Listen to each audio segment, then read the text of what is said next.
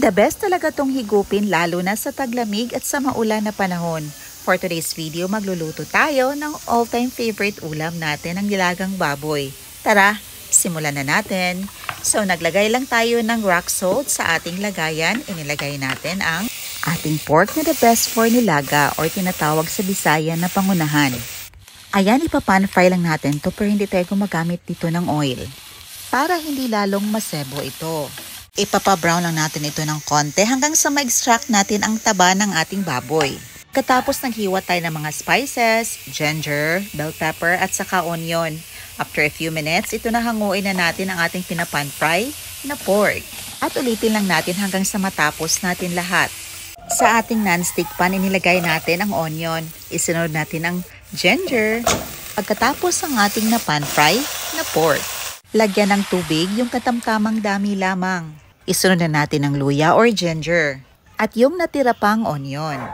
At saka ang ating bell pepper. Takpan natin hanggang sa maging tender ang ating pork. After a few minutes, ito kinuha lang natin yung bula-bula ng sabaw nito kasi malangsa ito. Ito maghiwa na tayo ng lutsa dahil masarap ito sa pork nilaga. Meron din tayong carrots. Hiwain natin ito ng katamtamang laki lamang. At saka ang ating chayote. Inislice din natin. Meron din tayong hinog na saging na saba. 2 piraso lang ating ginamit at ating hiwain sa katamtamang laki lamang. Ito na ang ating mga sangkap na gagamitin.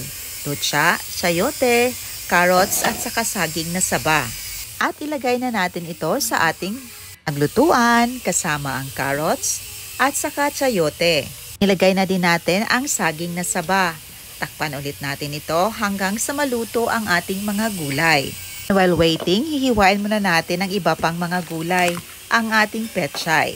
Inuna natin yung stock at inuna natin itong inilagay kasi medyo matagal maluto ito kesa dahon. Ilagay din tayo ng stock ng spring onion at saka ang ating pampalasa. Ang ating cabbage at inislice lang natin ito into half. Mas masarap talaga kapag merong cabbage ang ating pork nilaga.